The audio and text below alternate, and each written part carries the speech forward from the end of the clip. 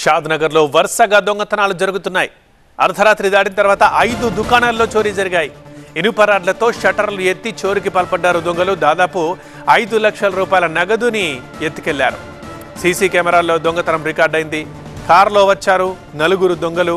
వచ్చి 5 షాపుల్లో దొంగతనానికి పాల్పడ్డారు. రంగారెడ్డి జిల్లా షాద్నగర్లో నిన్న అర్ధరాత్రి దొంగలు హల్చల్ చేశారు. జాతీయ రహదారిపై ఉన్న 5 దుకాణాలని ఒకేసారి లూటీ చేశారు. కారులో వచ్చిన 4 దొంగలు ఈ చోరీలకు పాల్పడ్డట్లు సీసీ కెమెరాల్లో రికార్డైంది. దొంగతనాలు జరిగిన దుకాణాన్ని పోలీసులు పరిశీలించారు. క్లూస్ టీం కేసుల దర్యాప్తు చేపట్టింది.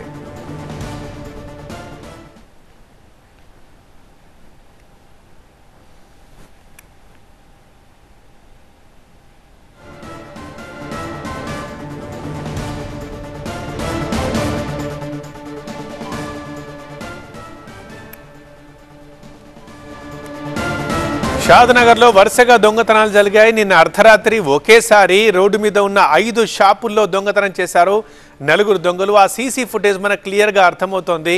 కారులో వచ్చిన 4 దొంగలు షట్టర్లు పగలగొట్టి లోపలికి వచ్చి దొంగతనం చేశారు.